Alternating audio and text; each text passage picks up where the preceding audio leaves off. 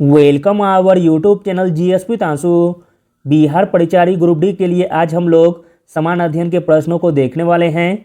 इसमें सारे के सारे प्रश्न बहुत ही सिलेक्टेड दिए गए हैं जो आपके एग्जाम में आने की पूरी संभावना है, इसलिए वीडियो को लास्ट तक जरूर देखें। स्टार्ट करने से पहले आप लोगों से एक ही रिक्वेस्ट है, प्लीज़ वीडियो को लाइक और सेशन ख़त्म होने के बाद किसी भी एक ग्रुप में शेयर जरूर कर दीजिएगा।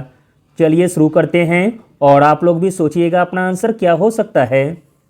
पहला प्रश्न है, हमारे देश में निम्नलिखित में से कौन सा स्थान शीत मरुस्थल है?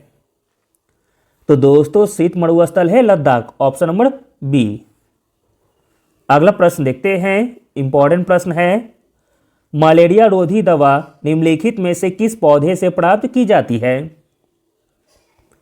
मलेरिया रोधी दवा जिस पौधे से प्राप्त की जाती है वह पौधा का नाम है सिनकोना, ऑप्शन नंबर बी। अगला प्रश्न देखते हैं, इंपॉर्टेंट प्रश्न है, किस राज्य को भारत का फलों का कटोरा कहा जाता है? भारत का फलों का कटोरा कहा जाता है हिमाचल प्रदेश को, ऑप्शन नंबर ए। अगला प्रश्न देखते हैं, इंपॉर्टेंट प्रश्न है, निम्नलिखित में से किसका उपयोग विस्फोटक के रूप में किया जाता है? विस्फोटक के रूप में उपयोग किया जाता है नाइट्रोग्लिसरीन का, ऑप्शन नंबर डी। अगला प्रश्न देखते हैं, इंपॉर्टेंट प्रश्न है, क्षेत्रफल की दृष्टि से दूसरा सबसे बड़ा महाद्वीप कौन सा है? क्षेत्रफल की दृष्टि से दूसरा सबसे बड़ा महाद्वीप है अफ्रीका महाद्वीप, जबकि पहला है एशिया। अगला प्रश्न है, पाक जलडमरू मध्य किसके बीच स्थित है? पाक जलडमरू मध्य स्थित है भारत और श्रीलंका के बीच।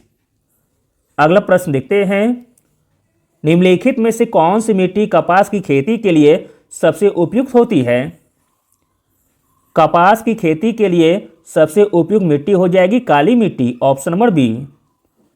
अगला प्रश्न देखते हैं, इंपॉर्टेंट प्रश्न है, भारत के संविधान में समानता के अधिकार को किस अनुच्छेद में शामिल किया गया है? राइट आंसर है ऑप्शन नंबर ए, अनुच्छेद 14 में। अगला प्रश्न देखते हैं, इंपॉर्टेंट प्रश्न है, भाषण और अभिव्यक्ति की स्वतंत्रता है? तो दोस्तों भाषण और अभिव्यक्ति की स्वतंत्रता है मौलिक अधिकार, ऑप्शन नंबर ए। भाषण और अभिव्यक्ति की स्वतंत्रता अनुच्छेद 19 के तहत एक मौलिक अधिकार है।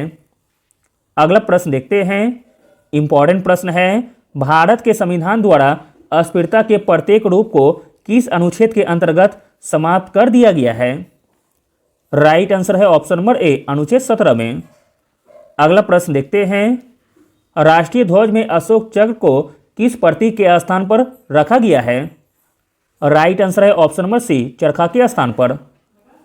अगला प्रश्न देखते हैं, इंपॉर्टेंट प्रश्न है, गुरु नानक के बाद कौन से गुरु आए? गुरु नानक के बाद गुरु अंगद आए थे, ऑप्शन नंबर डी। अगला प्रश्न देखते हैं, अखिल भारतीय सेवाओं का प्रावधान किस अनुच्छेद के तहत दिया गया है? आंसर है ऑप्शन नंबर ए, अनुच्छेद 312 में। अगला प्रश्न देखते हैं, भारतीय संविधान की तीसरी अनुसूची में क्या प्रावधान शामिल है? भारतीय संविधान की तीसरी अनुसूची में शामिल है शपथ या प्रतिज्ञा। अगला प्रश्न देखते हैं, हंगरी की राजधानी कौन सी है? तो दोस्तों हंगरी की राजधानी है बुडापेस्ट, ऑप्शन नंबर बी। अगला प्रश्न देखते हैं, वार्षिक वित्तीय विवरण के लिए कौन सा अनुच्छेद प्रावधान देता है? वार्षिक वित्तीय विवरण के लिए जो अनुच्छेद प्रावधान देता है वह है अनुच्छेद 112, ऑप्शन नंबर ए। अगला प्रश्न देखते हैं, इनमें से किसने अर्थशास्त्र लिखा है? तो दोस्तों अर्थशास्त्र लिखा गया है विष्णुगुप्त के द्वारा। अगला प्रश्न देखते हैं, मुद्रा राक्षस किस भाषा में लिखा गया है?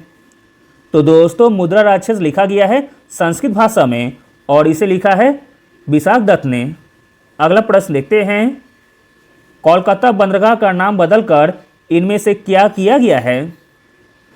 कोलकाता बंदरगाह का नाम बदलकर कर दिया गया है श्यामा प्रसाद मुखर्जी बंदरगाह, ऑप्शन नंबर सी। अगला और अंतिम प्रश्न देखते हैं, बारदौली सत्याग्रह का नेतृत्व किसने किया था? बारदौली सत्याग्रह का नेतृत्व किया था सरदार वल्लभ भाई पटेल ने, option number A. Thank you.